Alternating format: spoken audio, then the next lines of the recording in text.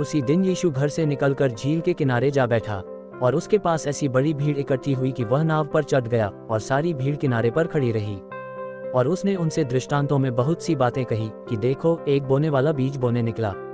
बोते समय कुछ बीज मार्ग के किनारे गिरे और पक्षियों ने आकर उन्हें चुग लिया।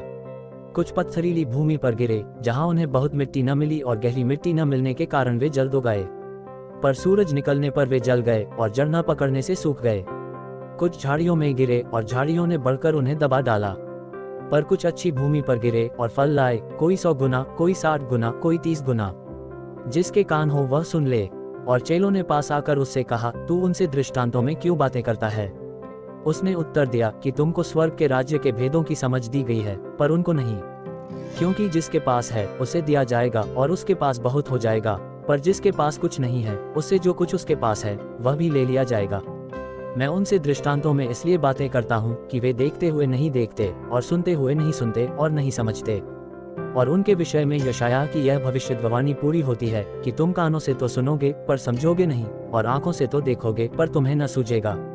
क्योंकि इन लोगों का मन मोटा हो गया है और वे कानों से ऊंचा सुनते हैं और उन्होंने अपनी आंखें मूंद ली हैं। कहीं ऐसा न हो कि वे आंखों से देखें और कानों से सुने और मन से समझें और फिर जाएं और मैं उन्हें चंगा करूं। पर धन्य है तुम्हारी आंखें कि वे देखती हैं और तुम्हारे कान कि वे सुनते हैं। क्योंकि मैं तुमसे सच कहता हूँ कि बहुत से भविष्यद्वक्ताओं ने और धर्मियों ने चाहा कि जो बातें तुम देखते हो देखें पर न देखी, और जो बातें तुम सुनते हो सुने पर न सुनी। सो तुम बोने वाले का दृष्टांत सुनो।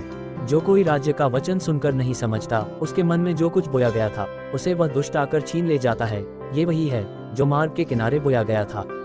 और जो पत्थरीली भूमि पर बोया गया, ये वह है जो वचन सुनकर तुरंत आनंद के साथ मान लेता है, पर अपने में जड़ न रखने के कारण वह थोड़े ही दिन का है, और जब वचन के कारण क्लेश या उपद्रव होता है तो तुरंत ठोकर खाता है। जो झाड़ियों में बोया गया, ये वह है जो वचन को सुनता है, पर इस संसार की चिंता और धन का धोखा वचन को दबाता है और वह फल नहीं लाता।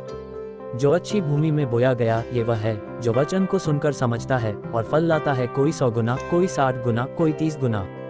उसने उन्हें एक और दृष्टांत दिया कि स्वर्ग का राज्य उस मनुष्य के समान है जिसने अपने खेत में अच्छा बीज बोया। पर जब लोग सो रहे थे तो उसका बैरी आकर गेहूं के बीच जंगली बीज बोकर चला गया। जब अंकुर निकले और बालें लगी तो जंगली दाने भी दिखाई दिए। इस पर गृहस्थ के दासों ने आकर उससे कहा, हे स्वामी, क्या तूने अपने खेत में अच्छा बीज न बोया था? फिर जंगली दाने के पौधे उसमें कहां से आए? उसने उनसे कहा, ये किसी बैरी का काम है। दासों ने उससे कहा, क्या तेरी इच्छा है कि हम जाकर उनको बटोर लें? उसने कहा, ऐसा नहीं न हो कि जंगली दाने के पौधे बटोरते हुए उनके साथ गेहूं भी उखाड़ लो। वहां रोना और दांत पीसना होगा।